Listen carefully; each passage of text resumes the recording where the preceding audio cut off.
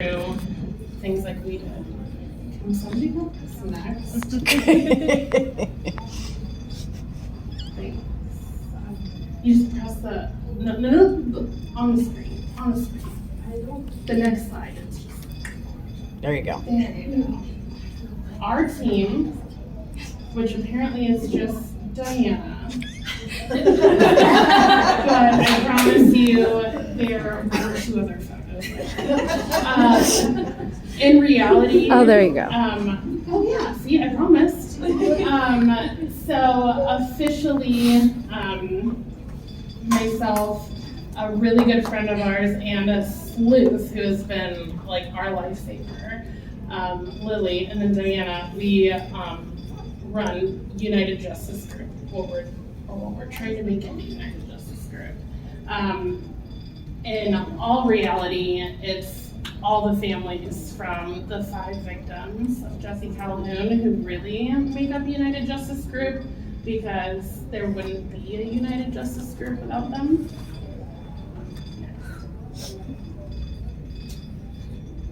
So through our process, like what we learned and what we struggled with since the day we all got our very bad news was like, what do we do?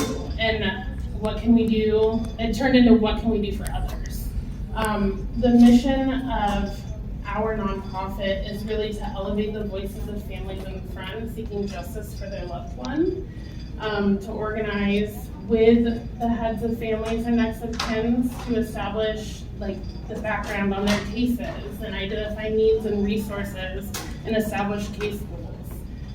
Be a liaison to the community, law enforcement, medical examiner, news, and family. It's a lot to take in when you get a phone call from a medical examiner and they're speaking a bunch of medical jargon at you. You just got the worst news. I'm sure everybody can imagine you're not thinking straight. You're not even thinking. You're thinking it's a joke. And then they're like this, that, and other thing, and you don't know what questions to ask. You don't know really what they're saying. And a lot of people don't have an advocate that can speak on their behalf and ask the questions that they need to ask in this moment. Personally, recently my cousin was found deceased, and everything that we went through this last year really like helped me send my aunt on a trajectory like, okay, I'm gonna call the medical examiner, I'm gonna get this information, and we were able to figure out a lot more, a lot faster than we did in our cases just because of that experience. And so being able to translate basically the medical jargon or the law, and when the DAs talk, it's just a bunch of circles and having to navigate that. And then the community too, there's the slang term on the streets and this, that, and other things. So when you have somebody that understands what certain lifestyles are, it makes a big difference on what kind of information you can get and how quickly you can get it, and then to provide support. So we were able to support each other, which sometimes was kind of difficult because we're all grieving, but not really grieving because we haven't had a chance to grieve yet. And so when your support is a circle of people that don't get support as well, it's hard to lean on each other when you're just trying to stand up on your own. These are just a few like vague statements and ideas about what elevating voices truly means. It means we demand the same attention and effort from the justice system for every victim, regardless of housing status, lifestyle, mental health issues, etc. If your loved one or a friend was a victim of a homicide and they're homeless, or they have an addiction, or they have schizophrenia or bipolar, the seriousness that you get from law enforcement greatly differs from if I was the one who was found dead. They don't have a routine, they don't have stability, and so going out and making those connections and getting those leads is really difficult for anybody in a badge, first of all, and then it's a lot of work. And some people don't want to do that. So, where it started, oh my God, I'm gonna tear up, that's dumb. I know you guys all, I don't cry. So that is Joanna, that's my stepdad does cry, he's already starting. I love you, he cries at dog movies. So that's Joanna. She is a mom to 3. She has 2 boys and a little girl, Juan, Braxton, and Ronnie. She got pretty heavy into her addiction. We watched her come and go. She rebounded. She struggled since she was a teenager with addiction and mental health issues. She has a criminal record, she lived that life. So, I don't know, even with all of that and knowing the way she lived, I did not expect this. Did not expect something like that to happen. I thought it would be an overdose or something, which is what we thought, but it wasn't. Her 2 oldest boys, me and my boyfriend adopted. Almost 5 years ago now. They were really cute and little and sweet. Now they're teenagers. Not so cute. They're so cute, but they roll their eyes and huff and puff, and it's just come with me. So getting the worst call of our lives, I was laying my daughter, my biological daughter, down for a nap. And this guy would not stop calling me. I'm trying to put her down. And so there's a rule in the family. 3 calls is an emergency, but he doesn't listen. So he'll just want to call me to be like, have you seen this? Or did you know Dolly Parton died? She didn't. But he'll call me over and over again to say that. So I'm like, oh, I answer my watch. And I'm like, what? And he said, Joanna's dead. And I'm like, what? Stop. You're not funny. This is a joke. I think he told me 3 times. And I'm like, oh my God. And I don't know. It's just, I don't know how to tell you how I felt in that moment. All I know is that for a second, I was like, I can't believe this is true. And then immediately, I have to tell her kids.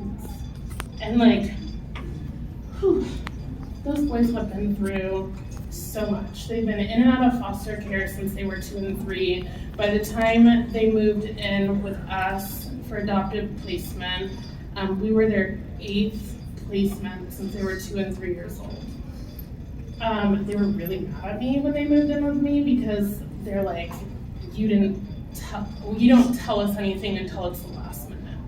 Both times they went into foster care twice and then got moved around in it, but both times it was me and my older sister that told them they were going into foster care. So they associate us with bad news. So they're right. We have a lot of bad news.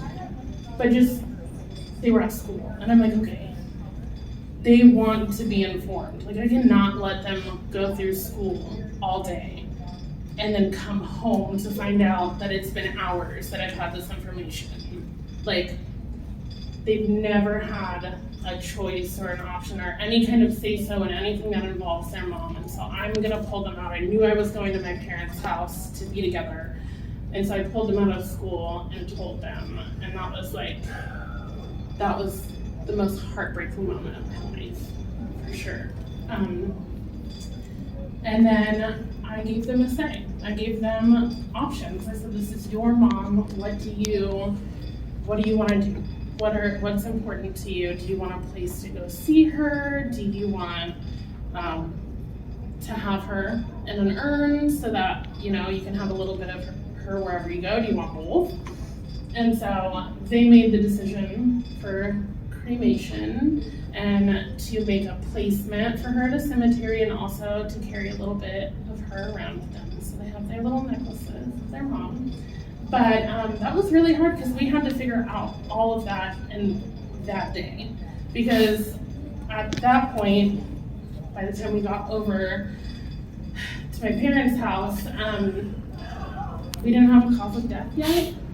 So while we were there, the medical examiner calls back and tells us that it was blunt force trauma to the head and neck, which is what's been released in the media since her death. And what's even harder is that that's still all the information we have. The public knows as much as we do, which is super frustrating and just heartbreaking.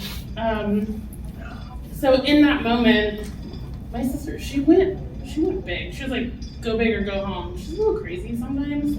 And so I was like, oh my gosh, what did she get herself into? Like, my first gut instinct was like, this is not a solo incident. Like, I don't even know why. There was no evidence to say otherwise. I didn't know about the other girls yet. I just knew anything with Joanna was going to be big, even a death. So the detective in Clark County, it was really hard. It was hard to get anybody to take it seriously. They were understaffed. The detective we had was like part-time on this case and working 2 different departments, sex trafficking, like online crimes, and was still running traffic stops. So we just had to, like, me and my older sister Robin had to go out and start asking questions ourselves. Thank God we knew a lot of the people that she knew, because Milwaukee and Clackamas is a small little area.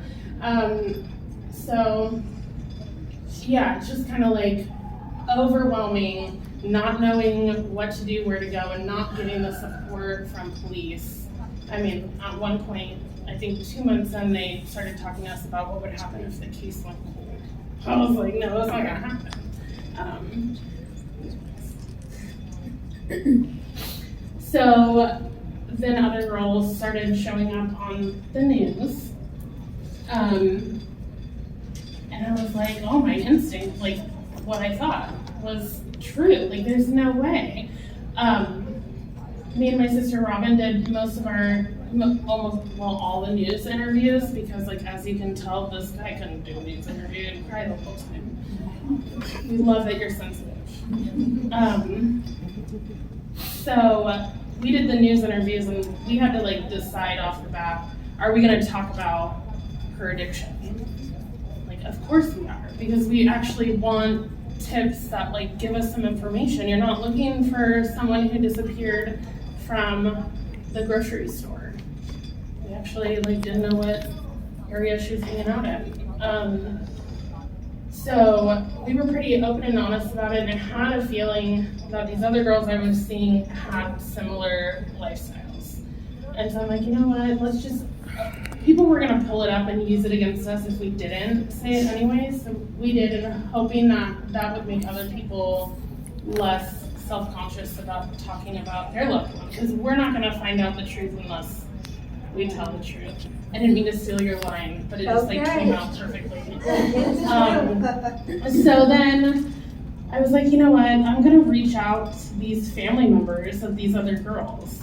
Like, what kind of psycho does that? Me. Yeah. Like, hey, so sorry about your deceased daughter. Do you want to meet me in a hotel conference room and compare notes alone? By the way, like, I'm not a psycho killer. I'm not the perpetrator. Turns out they're just as crazy as me because they showed up. And in that one, like, 2-hour period, we, like, made connections that police were telling us weren't there. Just don't know what you're doing.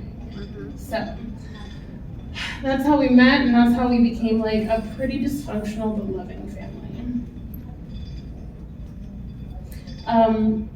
We joined forces. We were like, okay, we gotta make a plan. We have to, like, if the police aren't gonna go get this evidence, we're gonna go get this evidence. We're gonna go talk to people. We went out on the streets. We've been in some really sketchy places. Like, I'm honestly impressed that we're here. For real.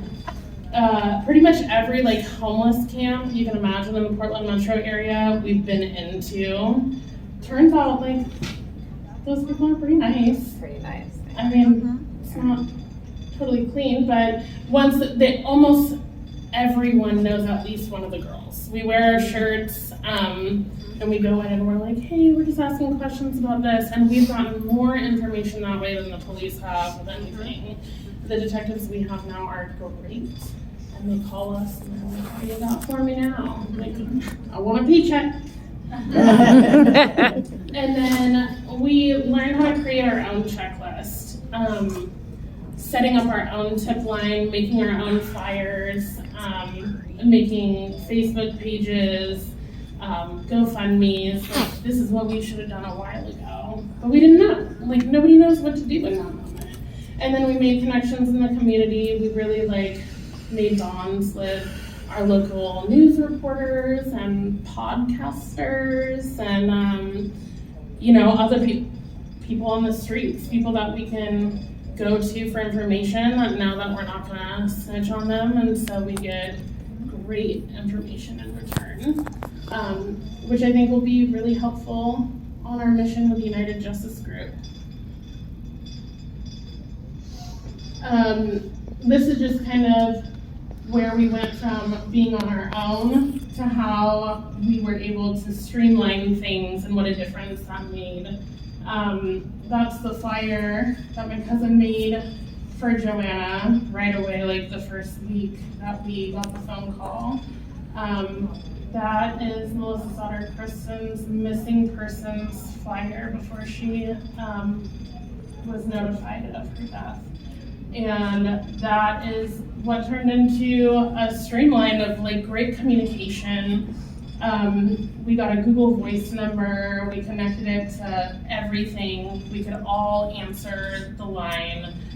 We were able to record our calls, and we got amazing tips through that. That was shocking, actually. And we took this and went out to the MAX stations and all those places. And so just to see where we started to where we are now and how much of a difference it made is huge, and we want to help others do that.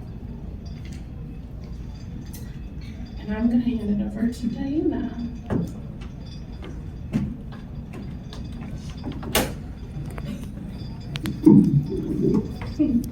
Hi guys, I'm a pacer. Also don't talk very loud, so sorry if the mic ends up being shouty.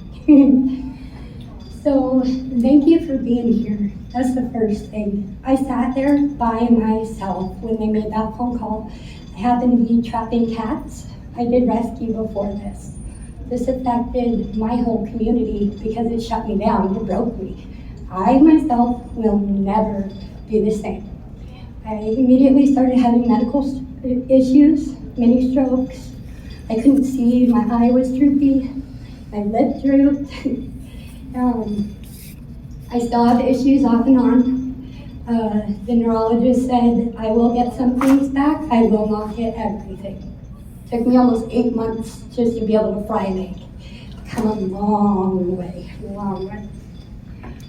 With charities and living memories, things have changed so much from we have no idea, we have no direction to go. There are 15 detectives. Immediately things started hitting as, well, that's odd. I mean, if this isn't a thing, if my daughter just overdosed, and you have 15 detectives working on this. And I was driving when the detective called. He really didn't want to tell me over the phone. I kind of been worried that I was going to get the phone call. I talked with friends. We were happy when our kids were in jail. That's sad. Yeah. My daughter had extreme medical issues. She was a ward of Washington State. She could not take care of herself due to schizophrenia. The hard part is, it turns out she was in a hospital in March and they never called me. Every time they called me, I went and got her. Every time. They put her on the street. And I don't even know if she knew where she was. That's how good the hospital system is here when it comes to drugs and mental health. in Oregon. That really needs to change. And unfortunately, since then, I've learned that my daughter wasn't out there for a few weeks. My daughter was out there for 7 weeks. I now have to change her headstone to March 8th. I've got a price, and I'm waiting for the evidence. It was hard. I still had to continue. Like, I had cats and traps in my car on an 80-degree day. My friends were telling me that I needed to do nothing. It's not like I could let them die. And you had to do something. You had to keep moving, even though your world wanted to stop. You know, telling her brother. You got this, Diana. Got it, girl. We're here with you, baby. You want to know what happened? It took me months to end up having told that yes, she was murdered. And you know that little boy knew it within 3 days. He knew it. It was in his gut that is what happened. There are details to the way my daughter was found that have not been shared with the public. And at this time, they cannot be shared with the public until it comes up in court. I knew within 15 minutes. I also knew I wasn't going to get the answers before I had to make a decision on what to do. My decision was to bury her in case I had to exhume her so she could be around for her own justice.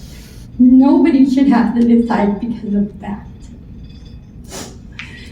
Since then, when I told him that someone was arrested, the first thing that he told me was, you ask him why.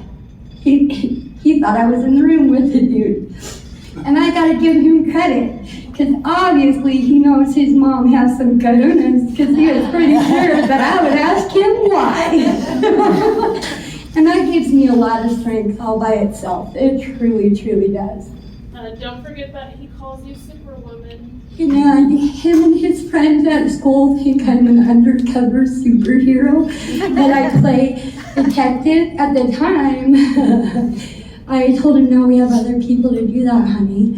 No, since then, no, actually, we have been undercover and wired and went to places, because we're going to do whatever it is that it takes to find those answers.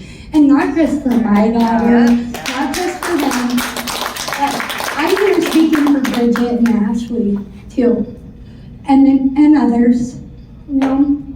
And then he, like I said, from the get-go, 15 detectives plus mine. That's 16 detectives working on this. And 7 days in, they had nothing, no direction.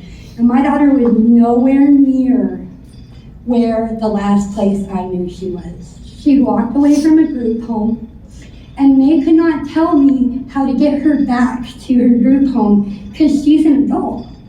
So obviously there's something wrong with this. Yes. She's a ward of the state, you know, and put into mental health court and ordered to be in a mental health group. But when there was a missing persons back in December, January, all they could do is say she was found. They didn't even tell me where she was. I had to track down where her tent was, myself. And they said, you have to take her to a hospital for a mental health evaluation. That's how you're going to be able to find out who her social worker is and where her home is. Because I couldn't take her back to her home. She had a home. You know, she couldn't remember. She'd only been there for 2 days and walked away. This is wrong. You know, there's got to be others who are stuck in this boat. Something has to change. Yep. First killer was You're doing great, Diana. It comes down to killer was the sister. many of these girls first had to be shown as humans. The response on the news from her Crime Stoppers had things to do with how she looked like she had a certain sexual preference, how she looked like she had addictions, which she's not a valid contributor to the community. So why are we going to use our resources to find somebody like that? You don't know these people. You don't know how they got to where they are. And if you look at their lives Actually, they contributed a whole lot. Charity got donations for our local Humane Society, more than 500 pounds. In elementary, she started a penny drive for Hades because of the earthquake. You know, I'm finding out that the other girls worked as caregivers in the community with the Humane Society, vet offices. These were beautiful people. And she made really good chili. Yeah. Charity won for spiciest bite. That girl was spicy. I guarantee it.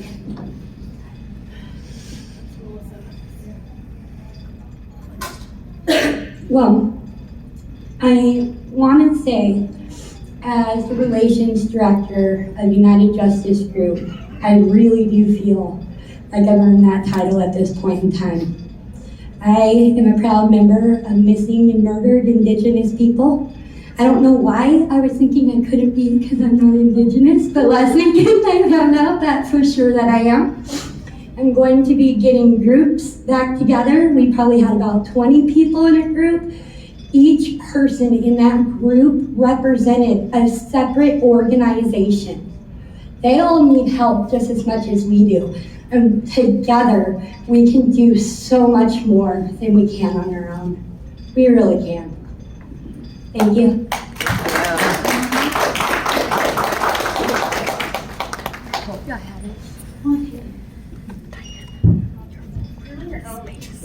You don't want to come up here? At least I got something. Hello, I'm Melissa Smith, mother of Kristen.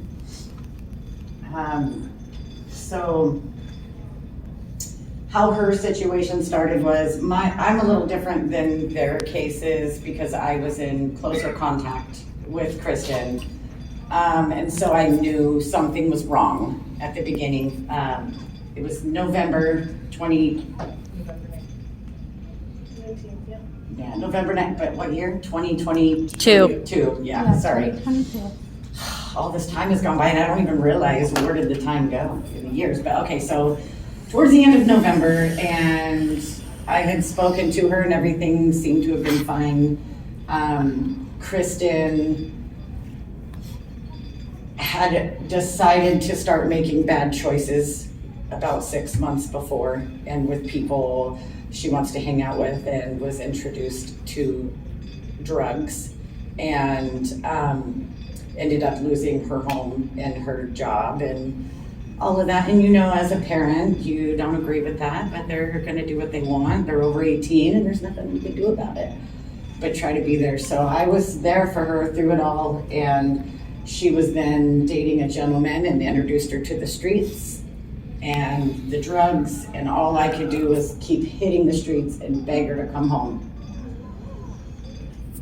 She knew I would never give up, that I was always there for her.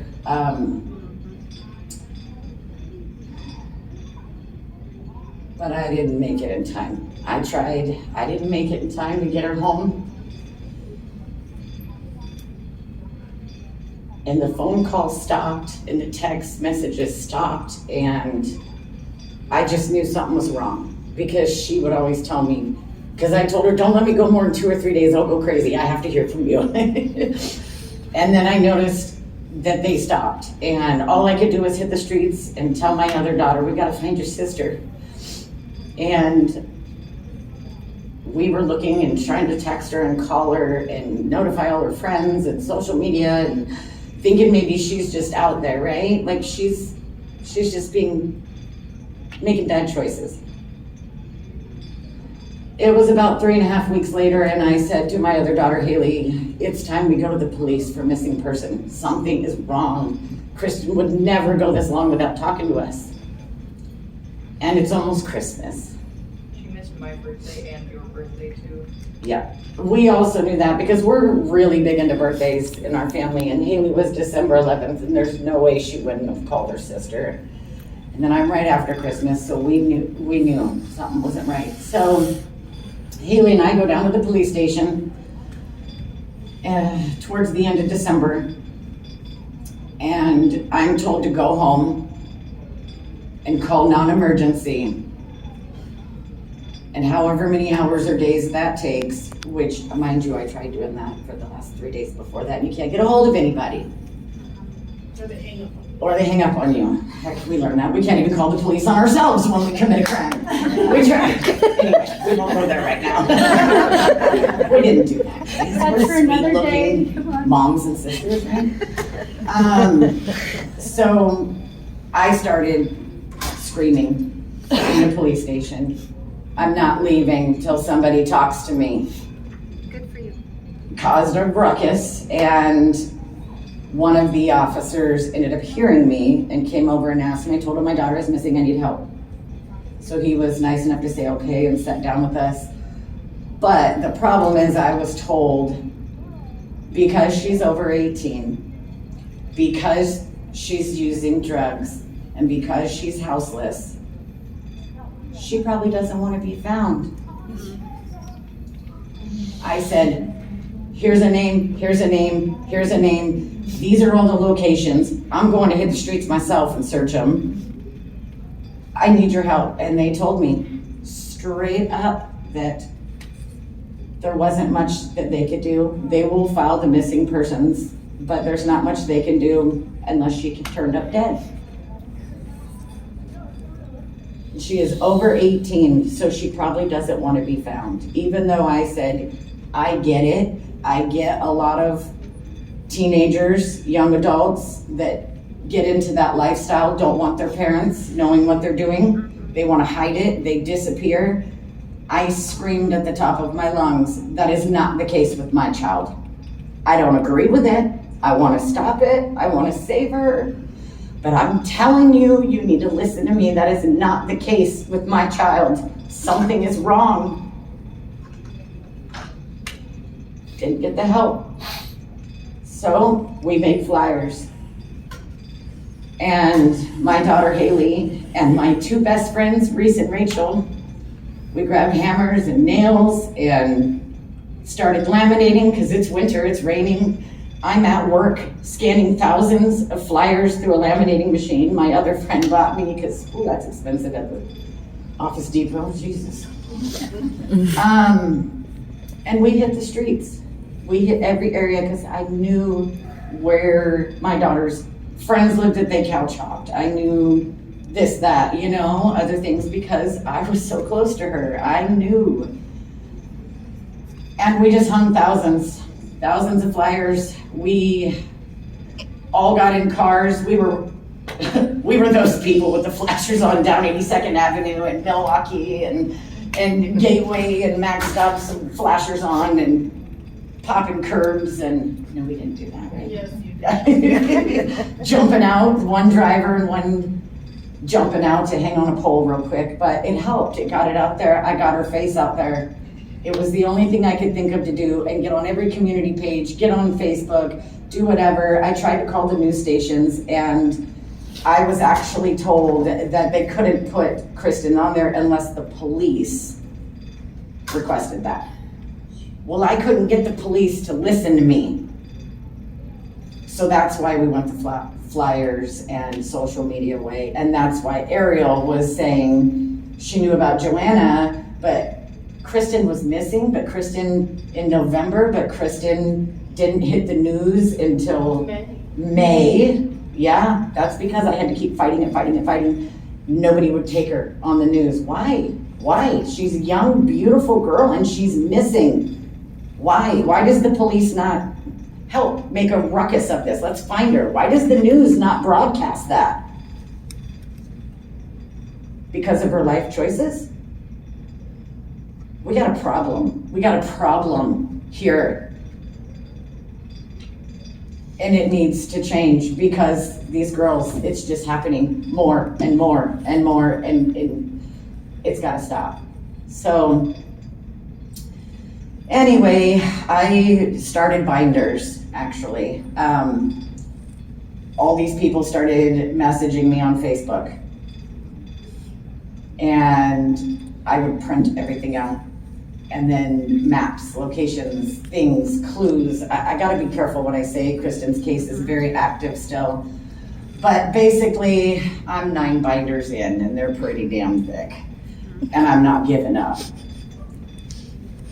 And by hitting the streets and then talking to people, writing everything down, which they made fun of me for, but then guess what? Who's gonna have all those notes back in Dude, you the trial 3 years go later? back and read what you put in the binder. That's what we But no, so I started doing that, and then I made big old poster boards and everything else, and stayed on the police, and I contacted a DA myself, and just started pushing as hard as I could to be heard.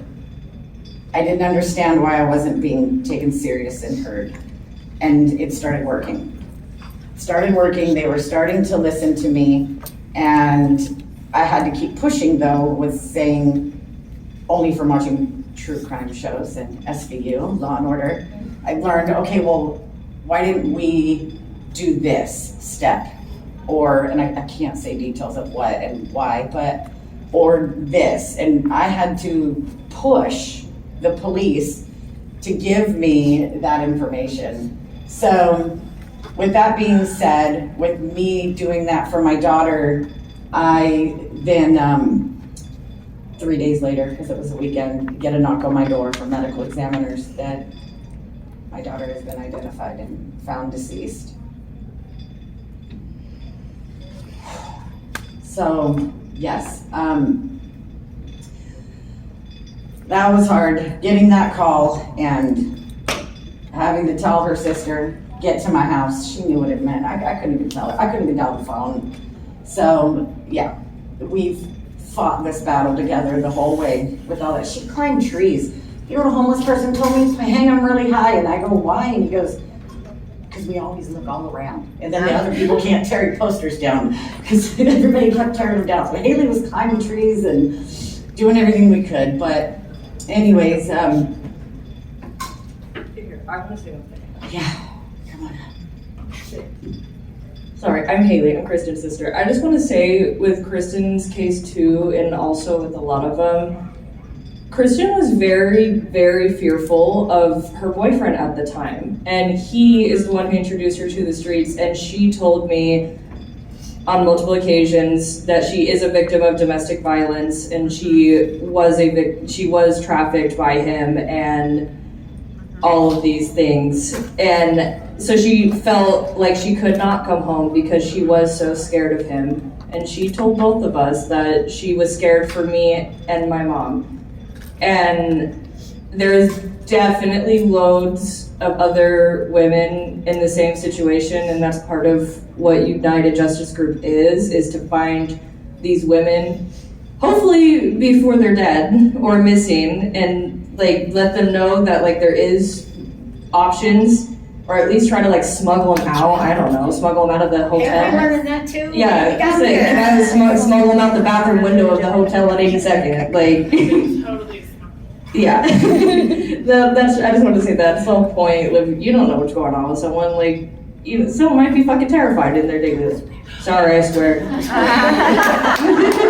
You were honestly doing so good. I was doing good. I'm sorry. No, I just wanted to say that. All right. You good?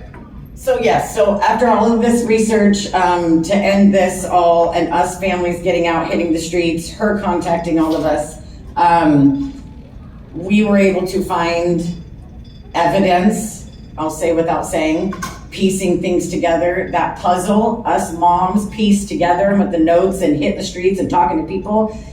And guess what? We got a person of interest, Jesse Calhoun. He has been indicted on June 3rd, May, no. Okay, so You charges guys- came out on June They're messes. June 5th, 2 days before he was gonna be released. His Yeah, it was previous 2 days before he charges. was released. So, yeah, are you talking about when he was put back into prison on previous charges? Yeah, so he was out, he was in prison for like robbery, a couple other things, burglary, weapons, the usual. And was supposed to be in there for 4 years, fought the 2020 wildfires, got clemency. and then became a suspect in these murders and probably more.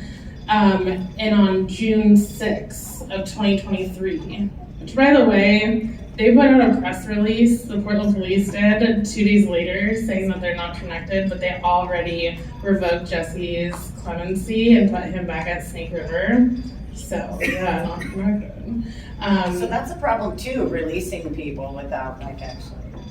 Yeah, there's a whole thing with the DA and who fell through on that one.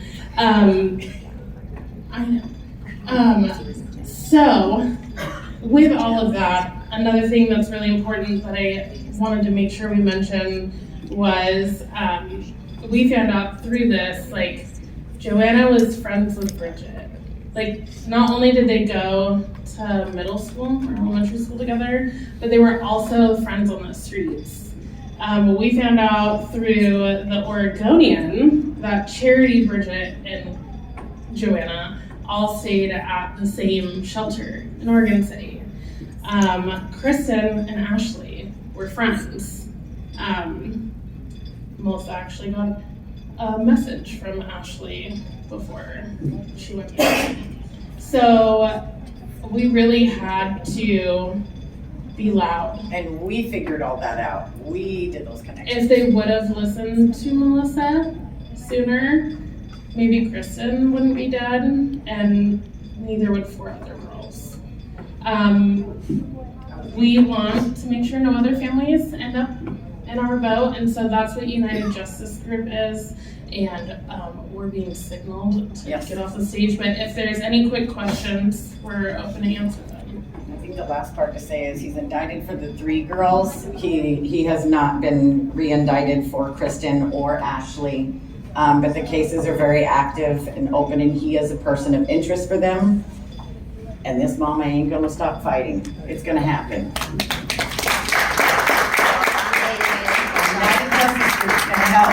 Thank you, Ashley and Kristen. Did anybody have any questions? Nope, that's great. Thank you for being here. You guys had a great day.